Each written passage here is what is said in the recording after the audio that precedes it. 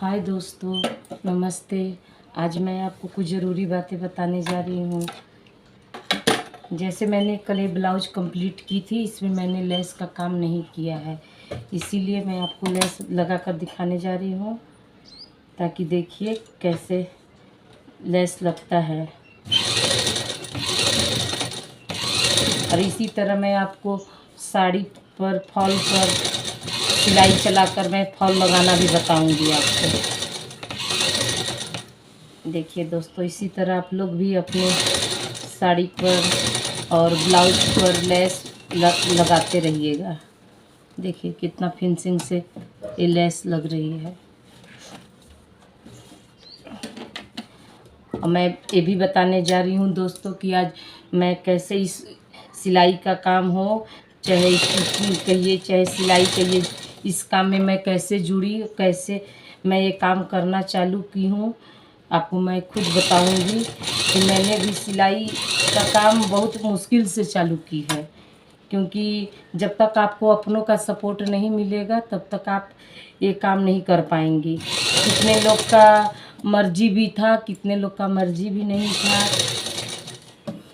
मैं 10 का जब परीक्षा दी थी, उसके बाद जब मैं पढ़ाई करती थी तो 10 का पेपर दी थी, उसके बाद मेरा शादी ब्याह हो गया, तय हो गया।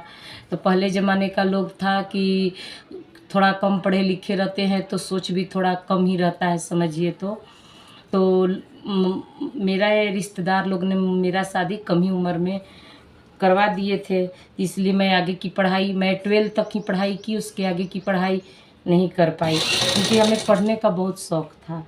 ये हम अपनी दिल की बात आपको बताने जा रही हूँ, ताकि आपको भी जानकारी हो कि कितने संघर्ष के बाद मैंने सिलाई का काम आज पूरा किया है। उसी दौरान जब शादी मेरा लगा तो उसी समय मेरे पापा ने मुझे सिलाई का भी एडमिशन करा चुके थे। तो सिलाई भी मैंने शादी से पहले ही सीखी हूँ। तो 6 महीने का कोर्स था, जिसमें मैंने 5 महीने ही सिलाई की पूरा। उसी दौरान मेरा शादी ब्याह भी तय हो गया था, शादी का दिन नज़दीक आ गया, तो कैसे भी मैं अपना कोर्स पूरा कर पाई। उसके बाद शादी के बाद हमारे ससुराल में बाहर का कपड़ा सिलने का अलाउ नहीं था। हमारे हस्बैंड को या परिवार वालों को बाहर का सिलाई पसंद उनको नहीं था। तो मुझे सिलाई करते हुए कम से कम 30 साल हो गया है। शादी का 28 साल और उससे 2 साल पहले ही हमें सिलाई आती थी। सिलाई उसी दौरान मैंने चालू किया, तो घर वालों का, रिश्तेदारों का मैंने कपड़ा सिलना चालू किया। घर के फैमिली का ही कपड़ा सिल दिया करती थी।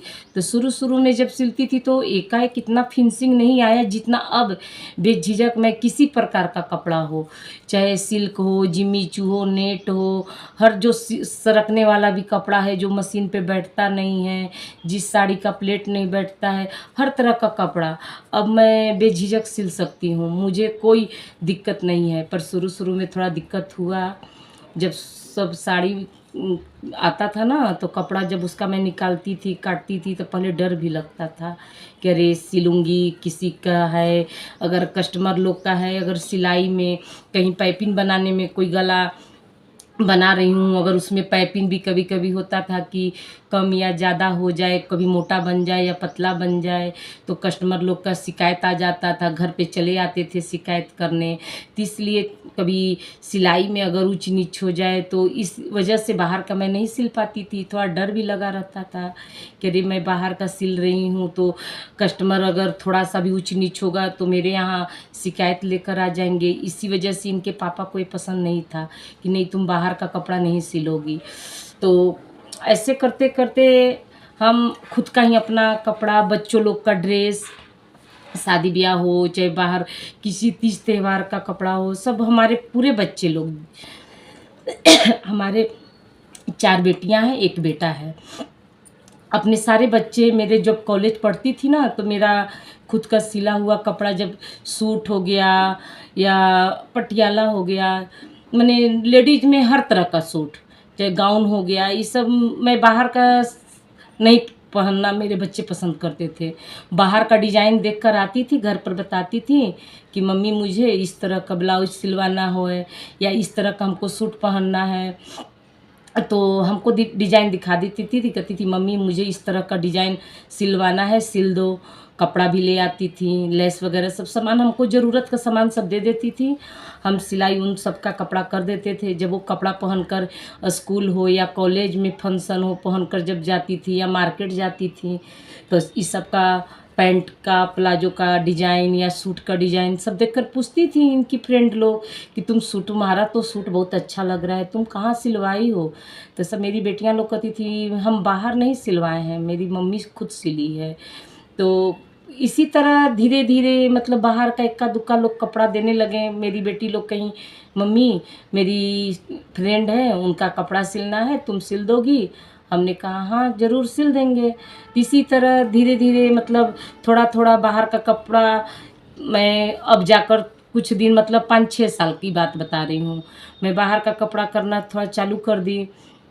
इसी तरह मैं खुद का जब ब्लाउज पहनकर अपनी फ्रेंड के घर गई तो भी कहीं भाभी जी आपका ब्लाउज का तो डिज़ाइन बहुत अच्छा लग रहा है, आपने कौन से बुटीक में सिलवाई है? तो हम तो बोले कि देखिए भाभी हम तो कहीं कोई बुटीक में सिलवाए नहीं है, ये हमारा खुद का सिला हुआ कपड़ा है। तो उसी तरह हमारी जो फ्रेंड थी ना, हमारी एक तरह से जिगरी फ्रेंड थी, वो मतलब मेरा डिज़ाइन देखकर कहीं कि ये ऐसा है। उनका कपड़ा सारा बनारस में स्टिच होता था, तो बोली कि ठीक है भाभी पहले आप मेरा भी एक ब्लाउज सिल दीजिए। इसी तरह जब हम ब्लाउज सिल कर दिए तो उनको बहुत अच्छा लगा। तो इसी तरह उनके सारे घर के सदस्य, उनके सारे रिश्तेदार फिर हम ही से जुड़ गए। तो फिर हमारे ही हाथ का ब्लाउज हो, लेडीज जैसे हर तरह का ड्रेस हो गया, पटियाला सूट, गाउन, इसी तरह का कपड़ा मतलब वो सिलवाने के लिए देते गई तो हम सिल कर देते गए। इसी तरह धीरे धीरे वो किसी और को बताई, फिर हमारे बच्चों लोग ने अपने अपनी फ्रेंड को बोला। इसी तरह उस सब कोई जान गया कि यहाँ बहुत अच्छा सिलाई भी होता है और मार्केट से कम प्राइस में भी यहाँ कपड़ा सिलाता है। इसी तरह मतलब हम काम अपना स्टार्ट कर दिए। फिर भी हम काम करने के लिए बाहर का हमको डर भी लग रहा था कि अरे बाहर का काम करेंगे तो क्या कहेंगे लोग, कभी मोबाइल के सामने या टीवी में जैसे किसी से हम शेयर नहीं कर सकते थे, किसी से बोल भी नहीं पाते थे, बोलने में थोड़ा हिचकिचाहट होती थी क्योंकि शादी के बाद हमेशा हम लोग पर्दे में रहे हैं, तो इसलिए बाहर का दुनिया बहुत कम देखे थे। तो हमको अच्छा नहीं फील होता था कि अरे बाहर में लोग देखेगा, या आज भी हमारा वीडियो कोई देखता होगा या रिश्तेदार लोग देखते होंगे तो उनको जलन की भी भावना होती होगी। कुछ कुछ रिश्तेदार ऐसे हैं जो हमारा वीडियो देखना पसंद भी नहीं करते हैं और नहीं वो देखकर खुश भी होते होंगे।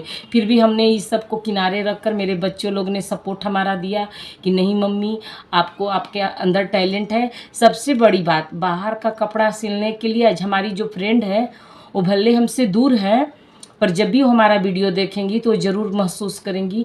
उनका ये एहसान हम नहीं भूलेंगे कि उनका सबसे बड़ा सपोर्ट ये हुआ वो मुझे बाहर का कपड़ा सिलने के लिए सपोर्ट किया। इसी तरह हमारा जर्नी ऐसी चालू हो गया, सिलाई का सिलसिला चालू हो गया।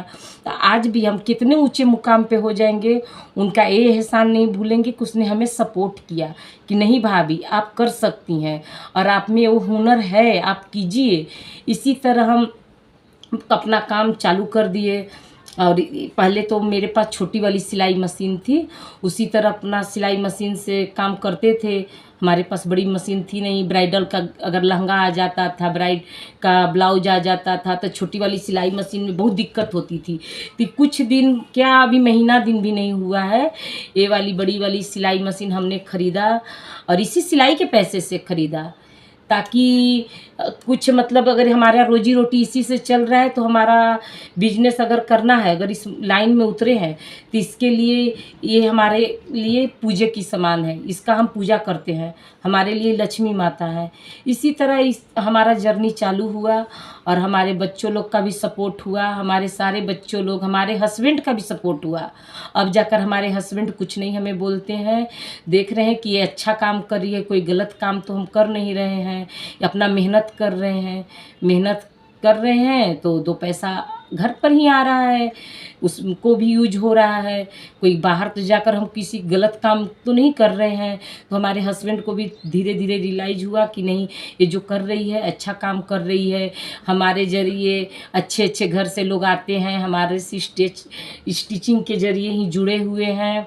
हर तरह के लोग आते हैं, अपनी चाहे आंटी कहें, भाभी कहें, दीदी कहें, हर तरह के। और जो हमसे कपड़ा सिलवाता है हमारे कस्टमर हमसे बहुत खुश रहते हैं। इसी तरह वो लोग का भी, हमारे कस्टमर लोग का भी हमारे साथ बहुत बड़ा सपोर्ट है उन लोग का भी। वो इसी तरह हमारी सिलाई का जर्नी चालू हुई और आगे भी माता रानी की कृपा से और आप लोग की सपोर्ट की कृपा से, अगर आप लोग का सपोर्ट हुआ तो इसी तरह हम आगे बढ़ते रहें। अगर आप हमारे चैनल को लाइक कीजिए, सब्सक्राइब कीजिए, तो हो सकता है आगे और हम आपको नया नया वीडियो दें। और जो आज हमने ये बात बोली है मेरी सच्ची कहानी है, कोई इसमें बनावटी नहीं है। और हम अपने दिल से ये बात बोले हैं। जो मेरा इस सिलाई का लाइन में आज हम उतरे हैं, बाहर का कपड़ा स्टिचिंग कर रहे हैं, ये मेरी पूरी कहानी है, समझिए तो रियल कहानी है, इसमें कोई बनावटी नहीं है। क्योंकि बहुत संघर्ष किए थे। हमारे हस्बैंड को थोड़ा हार्ट पेशेंट थे, उनको थोड़ा हार्ट का दिक्कत हो गया था। इस दौरान था कि परिवार का सपोर्ट मिला। परिवार बोला कि नहीं भाई, अच्छा काम है, मेहनत का काम है, करो, कोई गलत काम नहीं कर रही हो। इसलिए हमने इस सिलाई का काम चालू किया। और आगे भी हम चाहते हैं कि हर औरत को सपोर्ट करें, जो सिलाई करना चाहती हैं, आगे बढ़ना चाहती हैं। तो इसी तरह अपना घर का काम करने के बाद सिलाई अगर सीख रही हैं तो सीखें, कुछ कुछ कपड़ा सिलें, ताकि आत्मनिर्भर होना बहुत ज़रूरी है। अगर आप आत्मनिर्भर होती हैं तो अपना भी मदद कर सकती हैं, बच्चों का भी मदद कर सकती हैं, अब फैमिली में सपोर्ट भी मतलब होगा।